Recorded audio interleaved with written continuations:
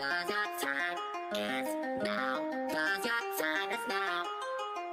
'Cause your time is now. 'Cause your time is now. 'Cause your time is now. 'Cause your time is now. 'Cause your time is now.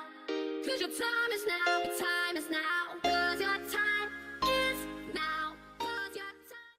Hey guys, and welcome to another Friday on CosChat. This week we'll be joined by the lovely Amyn the Outcast cosplay, also known as Caitlin.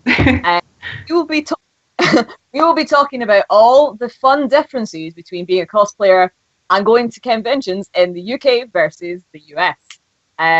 So I met Caitlin. She does fun vlogs, the usual kind of stuff that want to tell us a little bit about. Oh, you're breaking up. I can't hear you very well. I'm sorry. Can you repeat that? Yeah, so basically explaining to the guys that I met you through YouTube and especially convention vlogs, which is kind of handy because that's kind of along the lines of what we'll be talking about tonight. But also that's kind of the thing you do. Your thing kind of for the internet with cosplay is you do photography, but you also do convention vlogs and some skit videos on YouTube. So I was wondering if you could tell us a little bit about the fun stuff that you get up to. Sure, yeah.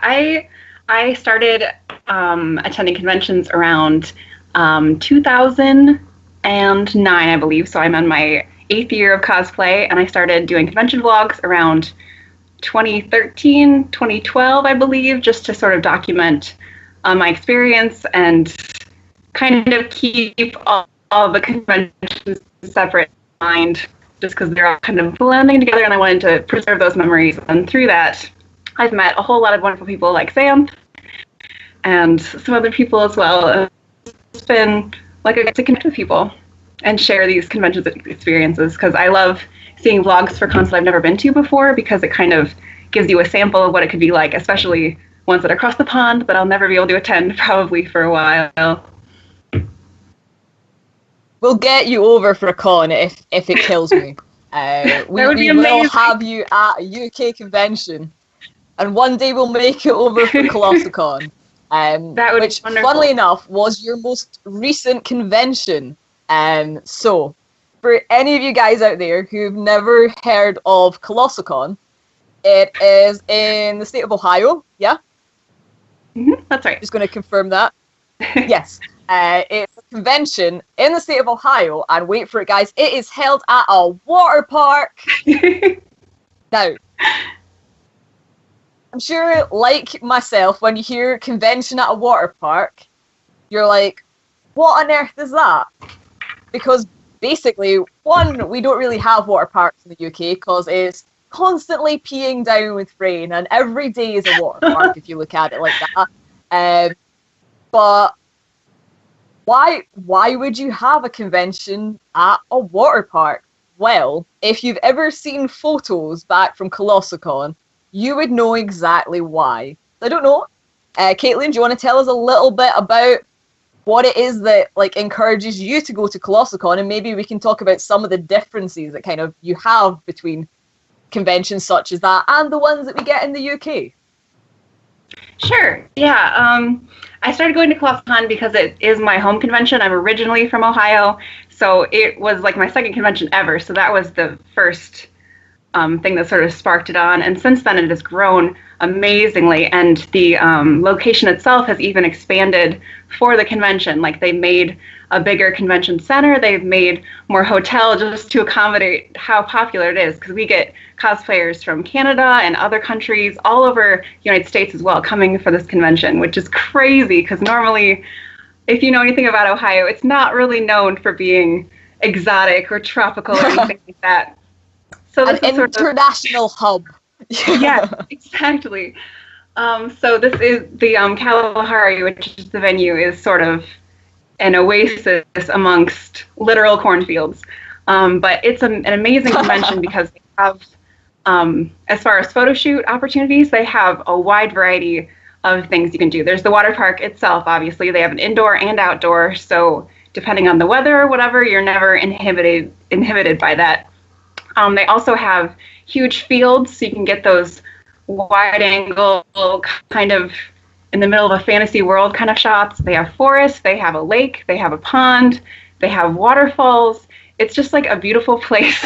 They also have a massive arcade, which for like the Love Live Cyber set or Vocaloids has provided wonderful photo shoot opportunities. So it's a huge convention, huge attendance, but there are so many options for photo shoots that everyone can kind of get their place and not be fighting for those places necessarily as well. So it's really a magical convention, and I love it a lot. I'm so glad I got to go back. Is there not also like a zoo portion, like a sort of mini kind of petting zoo part? Yes, there is a petting zoo.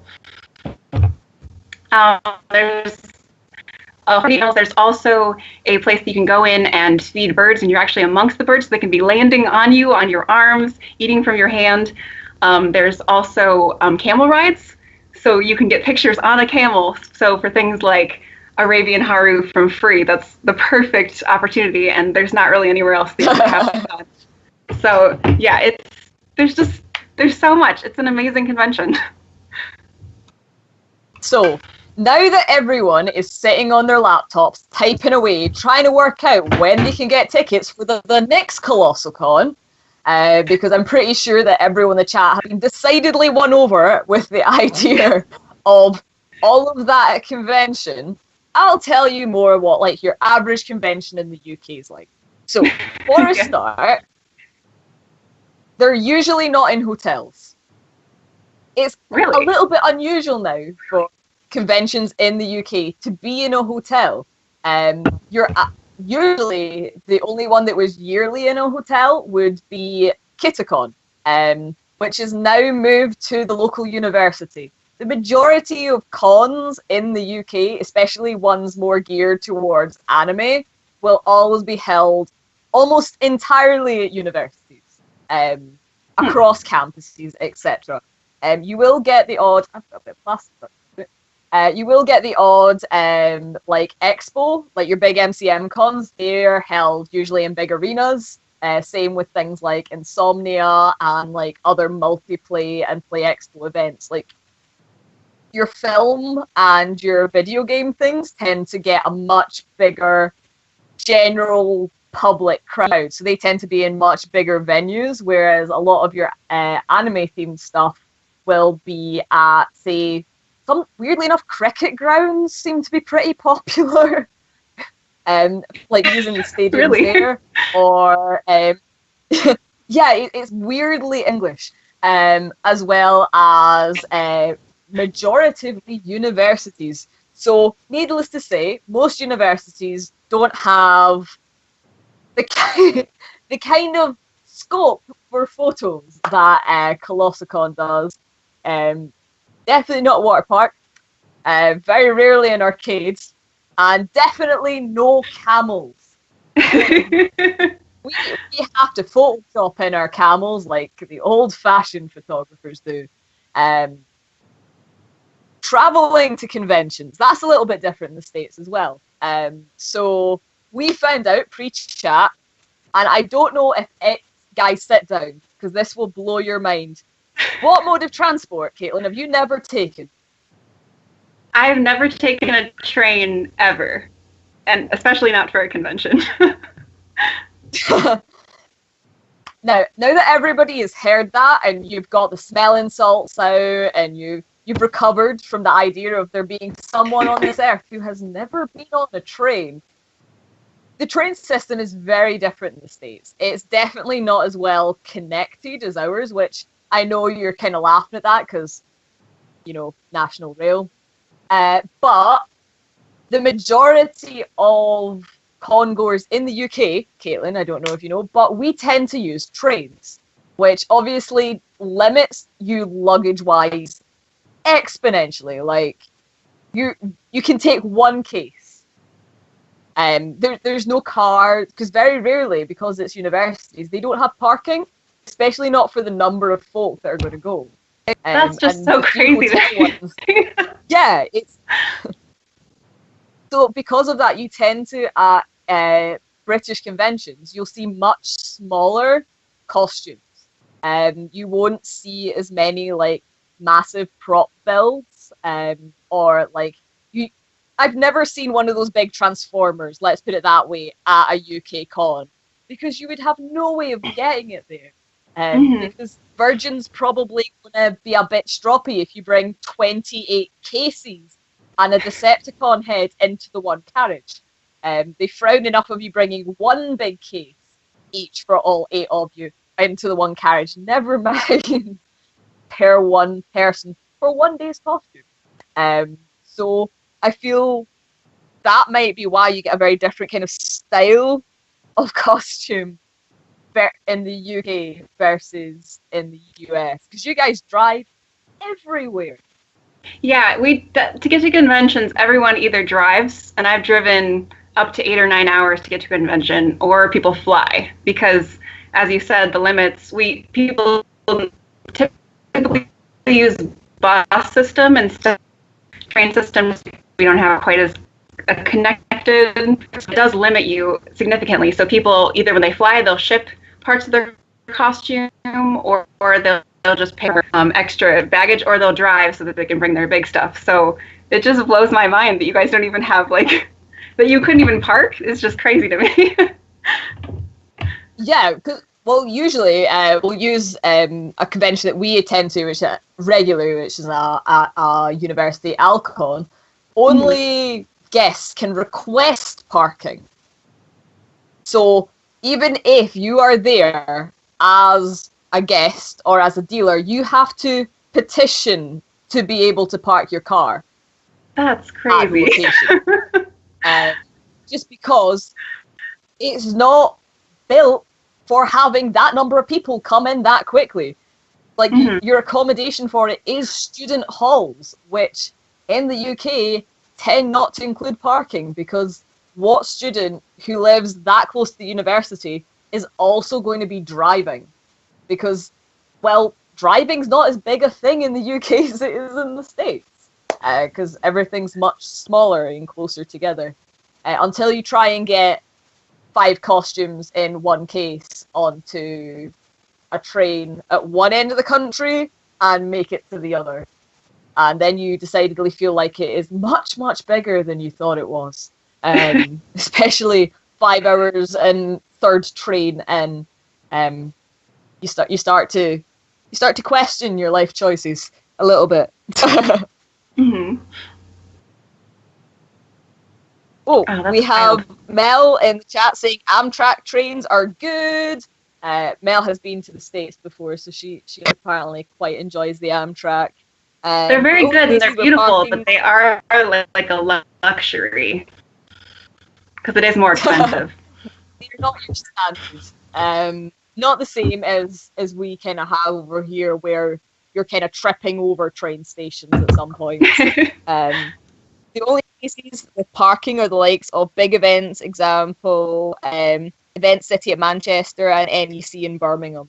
Yeah, like parking is just not a thing unless it's held at like an actual event centre or like a conference centre, which the majority of our cons are.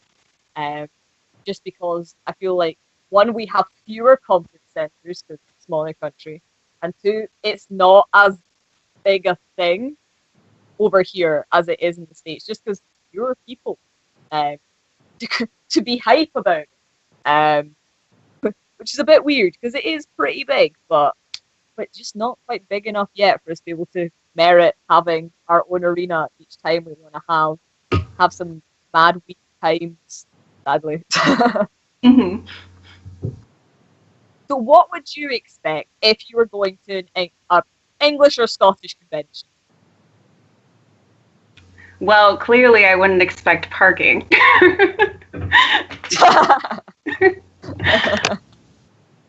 I'm not sure.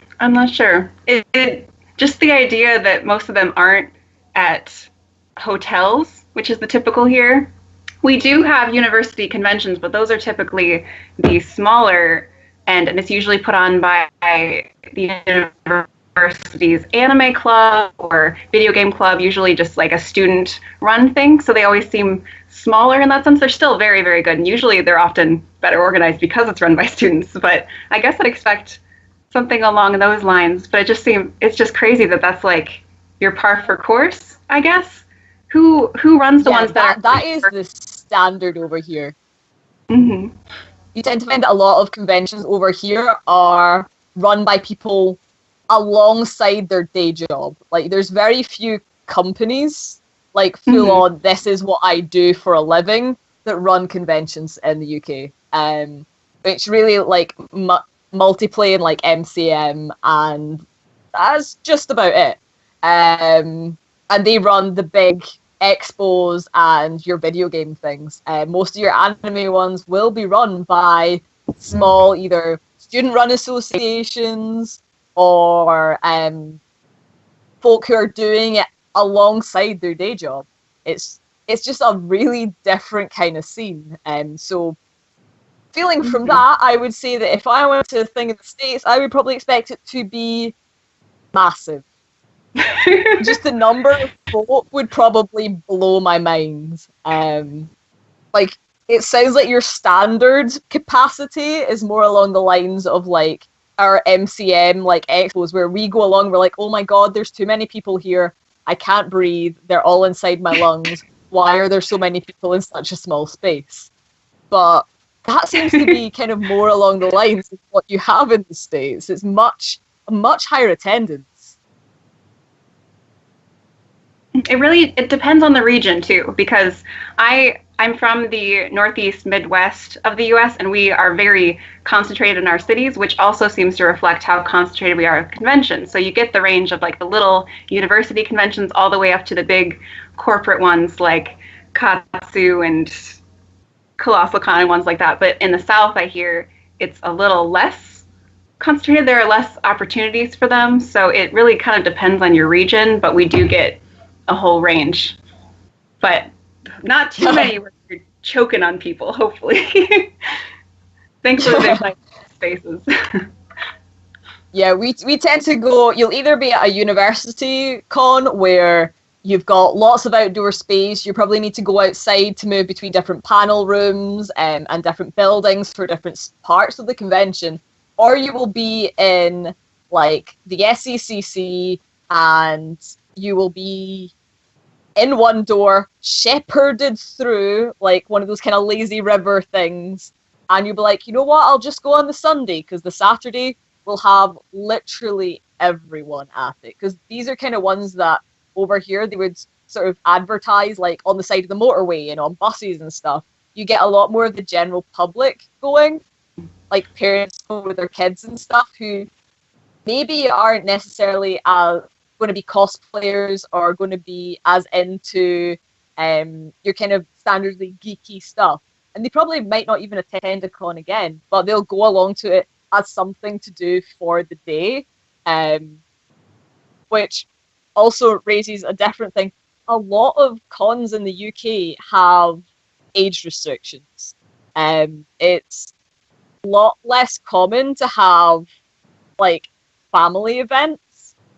The majority of your anime cons tend to be like 16 and up, if not 18 and up, because they'll be held on university campuses with a bar, which will be open the entire time, and it will be assumed that you're going to make use of that bar. Whereas a lot of your conventions in the States seem to be an awful lot more like age range open, if you know what I mean. Yeah, typically the US conventions, at least as far as I've experienced, they almost all try to be as family friendly as possible. And there is like 18 plus content and panels, but typically they put them later into the evening, so that usually that's when the kids are gone, and they card for those events as well.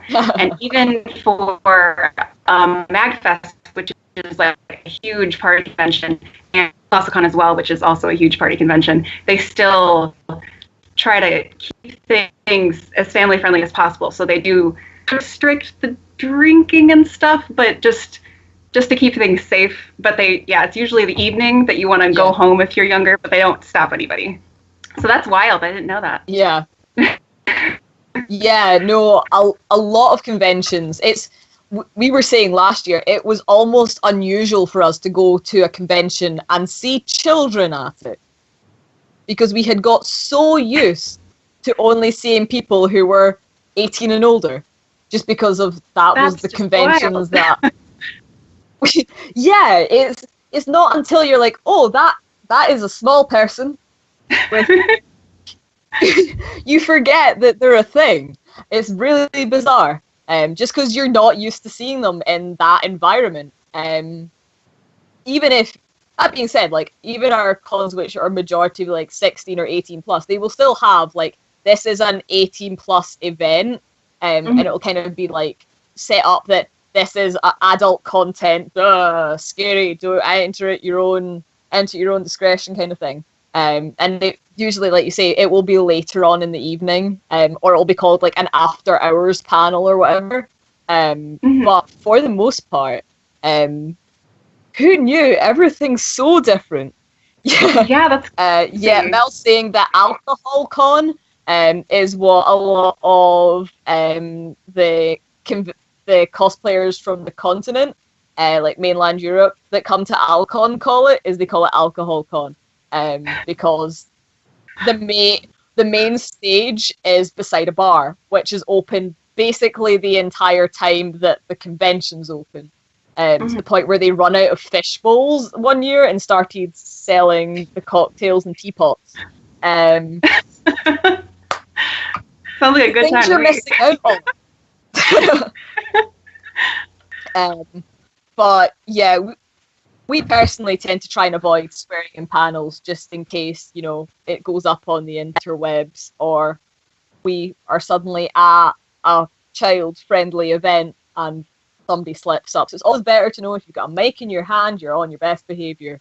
It's usually the rule of thumb that we go. And that's why American conventions are very strict about what you do in panels, which is why they will check your ID for your age if you're going to have a certain kind of content. And typically, if you're not the 18 plus, you aren't allowed to drop your F-bombs or have any kind of sexual content at all. Otherwise, they could ban your panel. Which I suppose is a good thing. Like, it means that you're making sure that people can attend stuff in a way that is suitable for their age range. Which is possibly something that more conventions over here should do. I don't know. Drop it in the comments and tell us in chat what you think of that. But I think because we already have, you can't attend this con unless you are so old, and you'll be like carded to get your band to go to the convention. So they basically be let do it into the thing. Yeah, you're not even going to get in the building unless you've been 19. Which is weirdly another thing that's different from US cons is we don't do con badges. Not at all? Like con badges at a convention are like irregular to get. Yeah, this whole thing, these are all of my con badges. I honestly, there's only one con that we get con badges from. The rest you get like a band are more popular. Like, I've still got all my Insomnia ones on because I'm a klepto. We'll get like fabric bands if you're doing like full weekends and stuff at places. Or usually it's just the little paper guys. That's crazy. It's really not, at least not to the same extent. I don't know if it's maybe reflected in maybe ticket prices and that ours might be slightly cheaper because of that, because you're not getting like a bit of memorabilia with it. But a lot of cons will do and for £5 you can get a convention t-shirt, which might be or some places will do like if you pay for VIP entry, then you'll get like a fancy lanyard or something, and it'll look shiny. Wow, that's crazy. Over here. Yeah, we have badges for pretty much almost every event I've been to. Some of them are starting to switch to wristbands to try to like be more money grabby so people can't share badges, which I have feelings about. But yeah, it's a huge thing. And especially like towards the rest of the convention, they are super huge into their badge ribbons, where like people and events and groups, they'll give you ribbons that you will like, they have sticky on them, so you'll like make a ribbon strand on your badge as the weekend goes on with like the people you've met and That seems like such a cute idea, though. It's amazing. I love it. I wish we did that over here. Yeah, I would love if it came to the East. I wish we did that. Because that is such a cute idea. Like, and you can collect them for different stuff and things. That would be really cute. But I don't think it would work the same on a wristband. I'm just no, not at all. You'd be like, here's your ribbon. I guess you could put it on your pamphlet or something, or your schedule, but that's not nearly the same. Yeah. It's probably not got the same, like, gravitas around it as seeing someone with a con badge with, like, 40 bits coming off the end. Like some sort of scar. Mm-hmm. But yeah, turns out that, well, cons are a little bit more different than even I had thought before starting this. But I think it might be time to have a look at some of the stuff that you've been working on, especially at your most recent cons, because time to see what some of the beautiful photos that you can get at places like Colossal Con are. Seeing as they've got such nice places to have photos taken. Not that we're jealous or anything. Yeah, a lot of these pictures are from yeah. This one was actually taken at Katsu, which is another not at Katsu, it was taken at MagFest, which is in the same location as Katsu. And if you don't know what conventions those are, that's the one with the white gazebo. The glorified white gazebo. I was going to say, that's the gazebo one. If most people won't know the name of the convention, but they'll know, yes, the one with the gazebo. Mm-hmm. But this one was taken at Colossal Con, and this is in front of one of the water features that's in the outside, so it's got natural light and this beautiful sparkling water. And there's so many of them that we didn't even have to fight for areas. It just made like beautiful that you can't really get anywhere else. You can't recreate that in the same way. And this is this is Reese from Animal Crossing. This is the field that is right next to the convention center. It's just a large open field. Get that open, magical kind of feel. Open space. It's just fantastic stuff. Yeah, exactly. Ohio has plenty of open space, believe me. Most cornfields. This one, Cafe Made Umi, this was taken at a small convention in Toledo, Ohio, that was connected to a very lovely hotel, which had some nice locations like that. This was taken at MagFest, which is at the it's another resort convention actually, because there's a convention center attached, but the Gaylord Resort is where you see the beautiful indoor river and all of the plants and trees. They have a fountain feature. All of the resort conventions like that are beautiful for photos, for sure. And this was a location shoot I did 2 days ago, actually, with my favorite photographer, Charismatic. She is wonderful. I use her for most of my photos. It's always good to have someone that you trust to get really good photos of your cosplay. And clearly having the actual locations is stunning to have, because to be honest, like that bit with the water coming up behind your Umi cosplay, it's not going to be the same if you try to just recreate that in Photoshop. It's not going to, you can't get the same feel of the depth as you do when you're actually in a location. It's exactly, so different. Exactly. And since the Kalahari venue is such a like tropical kind of African sort of feel they have going on, that's not a location that you can typically find in little Ohio.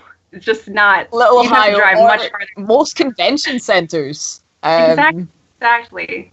Because normally they have the terrible carpeting, the white walls. You've all experienced that. So the resort conventions are definitely where it's at to find those rare places that you would never be able to visit easily yourself. So, what is next on the cards for you then? Because, like, I don't know about the rest of you guys, but these costumes are absolutely stunning.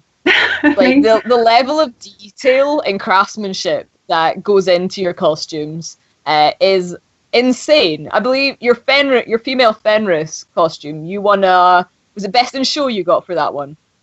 Or was it Craftsman? I won first place craftsmanship at Toricon, which is a local convention. But it is absolutely stunning. I would recommend that anyone who does not already have him in on Instagram or Facebook goes and sorts that just now, because she updates regularly with such good content. And Thank you. The photos are really pretty. I gesture towards the laptop in the corner. The photos are really pretty, so you need to go and do the tippy-tappy thing and go show them some love. And you can see the progress on how detailed these costumes are, because you didn't buy that fabric for Umi's skirt with that print already on it.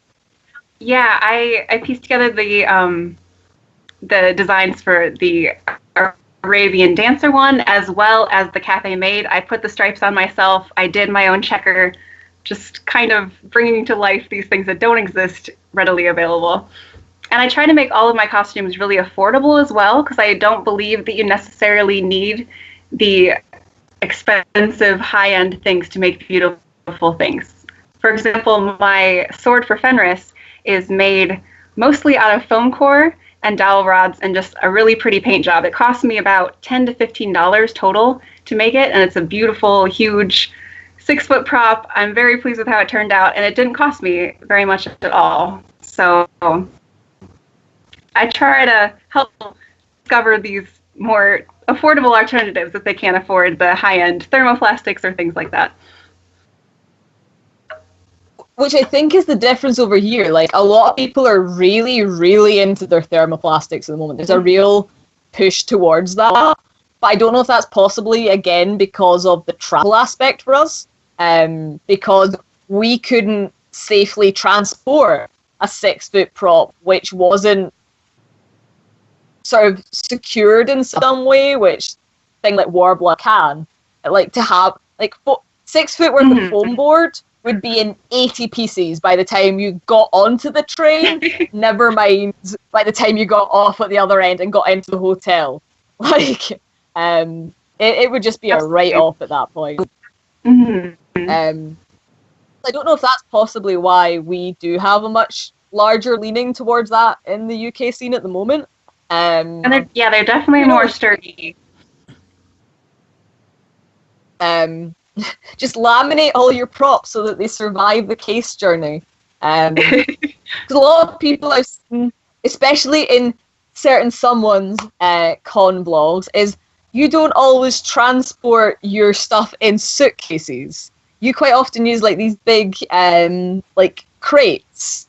Yeah, plastic big plastic crates. Like that.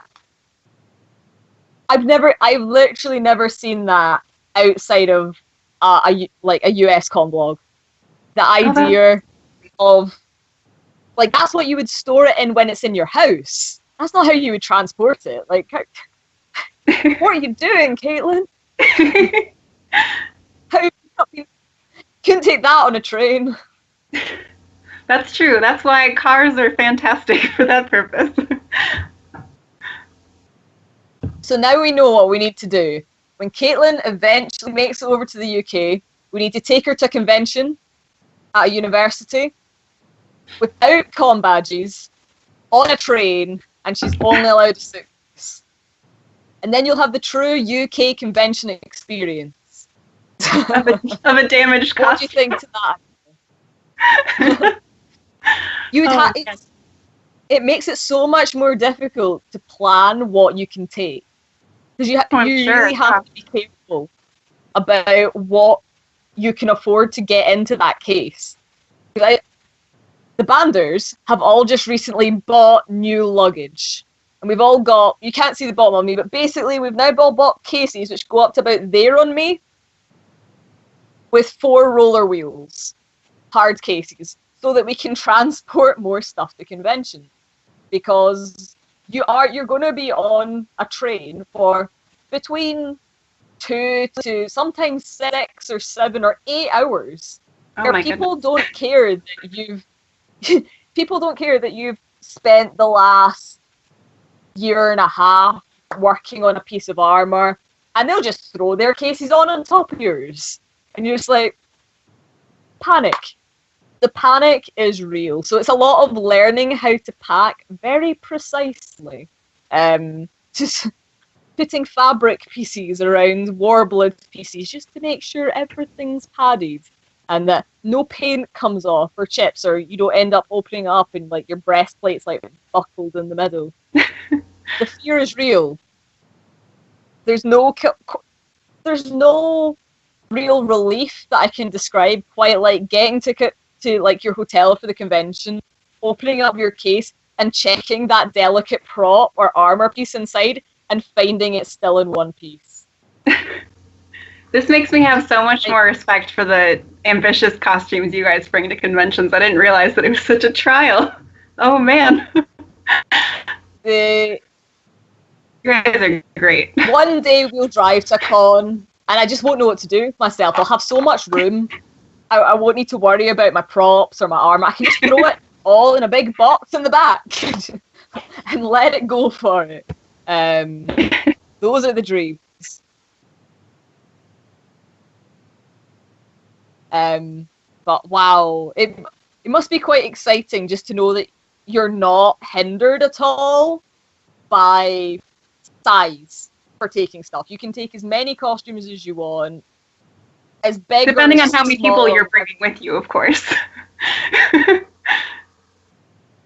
suppose, but at the same time, like, you don't need to worry about it fitting within a precise kind of measurement to the same extent. Like, someone can put something on their lap, which you can't really do if you're going to be hauling stuff on and off trains, because you'll tend to find as well when traveling, or we find it anyway, especially because we're coming down from Scotland, a lot of the time you won't get a direct train. So you'll have to change at multiple stations along the way onto different trains. So it's a lot of, you get to there, you get on the first train, you find a really good spot for your case, and then you pray that luck follows you the next 6 hours down.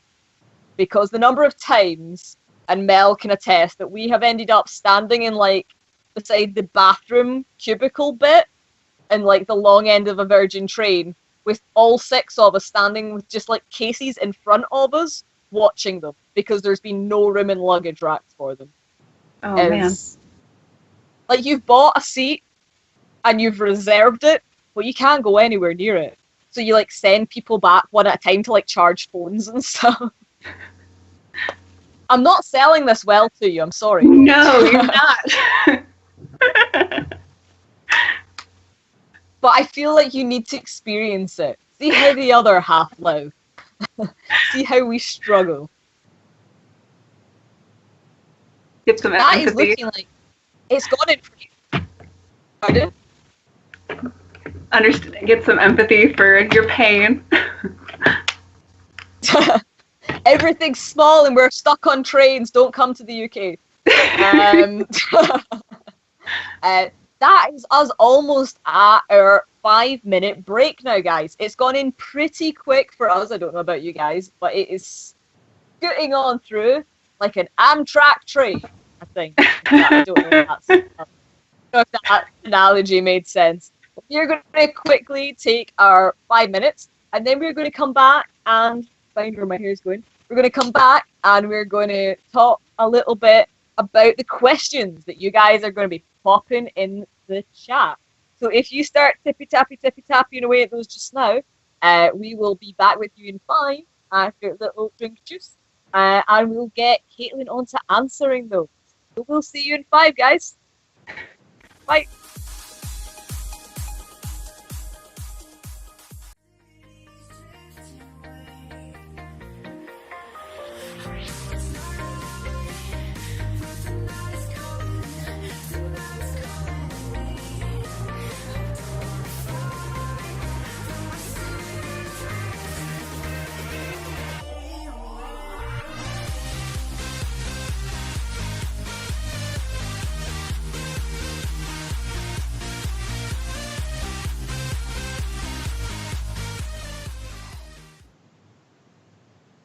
Okay, guys, and that's us back now.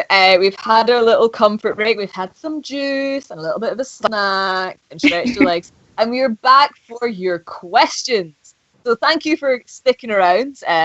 Thank you for staying with us and not running for the hills I'm in at the idea of traveling that much and having to deal with trains. So we're ready. I'm ready to dive into the questions. You good to go as well? Yeah, let's do it. Prepared for this garage? Awesome. I hope so. So one of the first questions we've got is, how does your experience as a trader at a convention differ from an attendee? So for those of you who don't know, Amyn has a really cool little Etsy shop where she sells her Ita bag bases. And she also sells them at conventions, which if you go check out her YouTube channel, you'll see those all on there and see her doing her cool stuff. Extra plug there. But how do you find? Is there a difference? Oh, there's definitely a difference. It changes what I cosplay for sure, and I still like to cosplay because I feel like it's a good draw to the table. But comfort comes before being, flashy. So I definitely go to my comfortable cosplays, and I also don't like to sell at conventions that I really truly love or am newer to, because when I sell, I definitely miss out on the panels and events just being planted the whole day. But on the other hand, it's fantastic for seeing people, because since I am planted, all of the beautiful cosplayers come to me, and it's wonderful. So I get to see everyone. Like a conveyor belt of talent.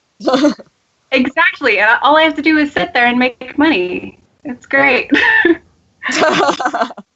It must be such a hardship. It's still nice, but it's different. It is. It really is.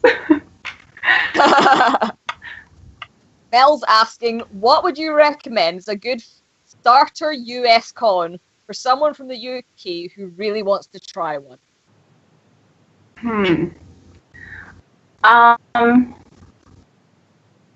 I'd say it probably depends on what you're into, but I would probably MagFest, which I think is just one of my new favorite conventions, which it's the music and gaming festival, so it is more concentrated on music and video games. But if you're into those, it is an excellent convention. It is a prime example of how good US conventions can be. It's not too crowded, which is really nice because everybody is at the events instead of just congregating. So it's not too overwhelming in that sense. The area is beautiful, and there are lots of hotels in the area, which makes it more accessible. Whereas with ColossalCon, it is a little bit more of a challenge, especially if you're going in without any US liaisons, because it's in a very remote area, and even flying in, there are no airports just there. You have to fly into Cleveland or Columbus, which, if you don't know, are about 2 hours away from the convention. So it's less accessible for someone coming from overseas. But yeah, MagFest. Definitely come for MagFest. That one's so good. And you can't get a train from the station. You can't get a train there, so you're gonna have to do your best. Mm-hmm. So if you guys fly to me, I can make something happen. It looks like we've got a way in, Mel. We've got someone on the inside. We've got someone else asking, what are American masquerades like?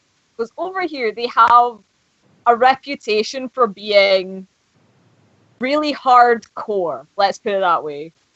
So they're saying, what are American masquerades like? Do you still have prejudging? Is the format prejudging, then a 2-minute performance / posing? Are they more competitive? It does depend on the convention, but I'll tell you how the more established masquerades go, because that's the method that I prefer for sure.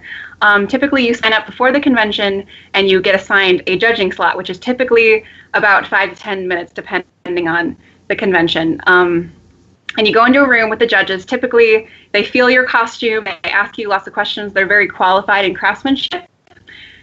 And typically, the craftsmanship editors, they just do a walk-on at the convention itself. So they just do the walk and pose going in a cycle across the stage. We also have skits. I feel like skits have been dying out lately. Tragically, there aren't very many like high quality skits left anymore, but they are a separate category. But some big conventions require you to compete in craftsmanship and as a skit if you're going to get best in show. So it kind of depends on the convention, but and they're also typically split into 3 categories. So you have your master's class, which has certain requirements depending on the convention. It can be a certain amount of awards or a certain amount of costumes. That's the division that I compete in. There's journeyman, which is the middle of the road, and then there is beginner for people that are just starting out. So it makes everything really fair, encourages everyone to compete because there's always something that's on your skill level, so you're not terrified of the master class. Exactly. Yeah. They're not kind of throwing you in the deep end and you've just finished sewing your first costume, which is always good. Mm-hmm. What inspired you to start cosplaying? Well, I discovered cosplay back in the days that I was on DeviantArt. I was super into video games, and I was looking up fan art for my favorite video games, which was Final Fantasy VII at the time, I believe, and I found some people dressed up as the characters, and I was like, I want to do that too. And thankfully, I did have some friends that were already into the hobby. They pulled me in. I cosplayed at my very first convention, and I was terrified to do it too, because I thought, no one else is going to be in costume. I'm going to look so strange. And then I had a fantastic time. And then after that, my second convention was ColossalCon. So I kind of just went hard from the beginning, haven't looked back. Go ham, and then the world is your oyster. So, what would be... This is one that I ask everyone that we get on. So, hypothetical situation here. Mm-hmm. You can have any costume. It's a bit like the dream cosplay question, but tomorrow morning, you wake up and on your mannequin, sitting on your couch in your living room, wherever it's going to materialize, you have one costume which is entirely completed. It can be as simple, it can be as complicated as you want. It can be something completely out of your skill set. It could be something that, I don't know, you just want on a whim. What would that dream cosplay be? Money is no object. Skill is no object. It's just there, ready to put on and go out the door. That's a good question. I would feel a little bit cheated that I didn't get to make it because that's the fun part for me. Usually my go-to for this is Balthier from Final Fantasy XII, and honestly, I wouldn't be that upset if he just appeared, because all of the detail on his breastplate is the thing that's been holding me back. So if that just appeared, that would be fine. So probably that one. I wanted to be him for so long. Because sometimes there is a costume that you really desperately want to do, but you're just like, I don't need the level of stress, or I don't feel like my craftsmanship is up to pulling it off to the level that I would want it to look by the time that you want to wear it. Okay. Well, when you started cosplaying, were there cosplayers that you looked up to? Has that changed? Yes. My first cosplayer I looked up to is Melinda Chan. I'm not sure if you've heard of her, but she does incredible wigs, which is kind of crazy that she's my cosplay hero, because I never am very ambitious with my own wigs, but she does beautiful wigs. She works for Arda and does most of their tutorials as well, and she's just like a genuinely, just like a pure cinnamon roll. She's just like so good and so giving with her skills, and she's one that I have absolutely loved from the beginning. And one of my more recent crushes is probably Alison Tabitha, who does incredible makeup and craftsmanship, and her wigs are also beautiful. And she's another person that believes that you can use cheap materials to make something beautiful. So she's very inspiring in that way as well. So those are probably my current heroes, and all of my friends too. That's a corny answer, but they're definitely the ones that inspire me. We have someone asking, What sewing projects would you recommend for a complete noob sewer looking to pick up skills to make fabricated costumes but wants to get some baseline knowledge and techniques down? Thinking of learning to enter masquerade long term, but wondering what to kind of look for when you're starting sewing. So, tips for someone who is completely new to sewing, but wants to start out. What would be your tips? I would definitely advise starting with something simple, because I've seen plenty of, especially if you're planning on competing down the road too, I've seen people win awards for doing simple costumes in just a very clean way. So start unambitious, because you don't want to get burnt out right away. You want to do something that you know you can finish, and just really take your time with it. There's no harm in things going really slowly. Even if you feel like you should be going faster, usually sewing just takes a long time, especially hand sewing. So just give yourself that time. Just stick with it and just finish something simple, but have it finished. I guess is my advice. But it's always good to go slow instead of going fast, because then you ultimately won't be happy with the results, or you'll make mistakes that you'll waste time having to go back to fix. So, yeah, I don't know if that quite answers the question, but... I feel like that does. What has been your fave costume to make? Oh, I think probably my Mage Hawk build, because there was a whole variety of skills, and I did, going back to taking time, it took me...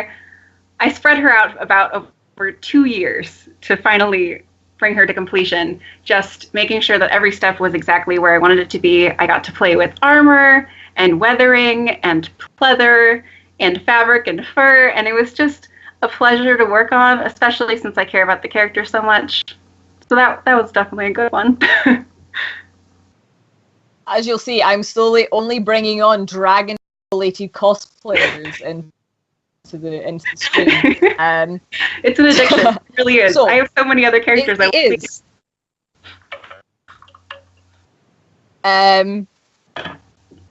So, we found out what your favorite to make was, but most cosplayers have a different character that they prefer to wear. Do you have a character that you really love to wear that maybe didn't have as much like input into it creation-wise? Or maybe you hated making it, but you love wearing it? For that one, the one that surprised me the most, I think, was my Bombshell Wonder Woman. Because I made that costume about 2 days before Otakon, because one of my friends was also doing a bombshell. So I was like, I have a couple days left. I'll just bust out this costume. And the response I got from it has been kind of overwhelming. Especially for such a simple costume that didn't even stress me out or really challenge me at all. I've gotten an incredible response every time I wear her, and especially since that was the first time I've ever done like such a popular, well-known character as well. So whenever I need a confidence boost, I just have to wear Wonder Woman. And it is an absolutely stunning cosplay. Thank you so much. A little bit different from what you usually do, but it is... Clearly, the craftsmanship is very, very neat and very precise, but it looks amazing on as well. Last two questions. You've almost survived your very first live stream. What is your cosplay pet peeve? Oh, I have several, but I'll go with the one that's easiest to fix. We've here for 10 minutes going through them, so you're good to go. Okay, the one that is probably the easiest to fix. It drives me crazy when people don't press their costumes, because it can make the most beautiful, well-made costume look absolutely terrible. Like, I have seen beautiful, they obviously worked so hard, like Disney princess's ball gown, and you can see the wrinkle lines of where it had been folded in their bag, and it's like, girl, hotels come with irons. Like, every hotel room has an iron. Please just iron your costume. You'll look so good once it's ironed. Please. Please. That's probably the thing that, like, is actually curable. That is my largest, drives me mad. That is one that we haven't had before, so that's quite interesting to hear. And I believe I might be in the past. I think because most of my costumes don't require being pressed, because they tend to be like, it's Dragon Age. My costumes are all Dragon Age, and they don't. Looking a little bit rumpled kind of adds to the aesthetic, as opposed to, I've got poor Ferid sitting on a chair over there who will definitely need to be ironed when he comes out of the case for Newcastle. I'm dreading it. Final question, and you're almost free, is where do you see yourself in 1 year's time? In 1 year?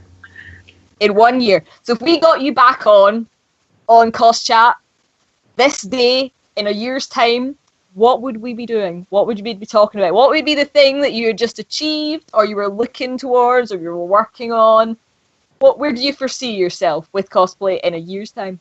Or what would you like to have done by then? I feel like, just looking back on how much I've accomplished in this past year with challenging myself with the projects I've been working on, I think I just want to keep pushing myself to bigger and more detailed costumes.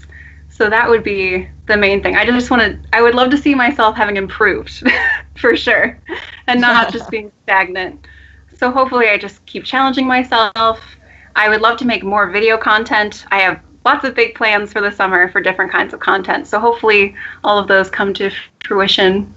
So yeah, just more and bigger and more. Not more. Lots and lots.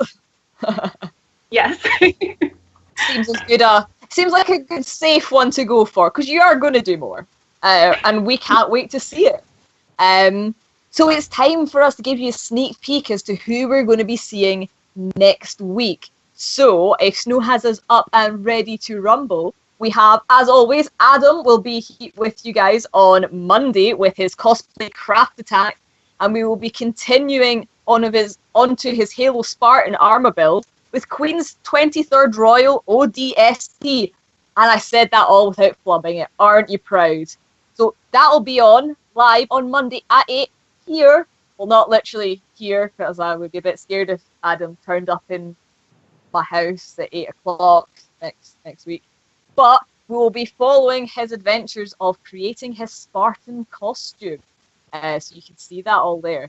And we on the Friday, though it won't be me because I will be away at a con, but you will have a lovely guest host, probably the amazing Jess, who will be here with Lil Prince costumes, and they will be talking about fabric construction. Now, as you can see from that costume, Ollie of Lil Prince Costumes is an amazing tailor, and their craftsmanship is, quite frankly, next level. So you'll be seeing some really interesting stuff on there as well. So hopefully you'll all be here to chill out and to see how that's going. Once again, thank you, Amyn, for joining us, the lovely Caitlin. Oh, my pleasure. Hope you all had a good time, and hope we'll see you guys all here again next week. Bye-bye.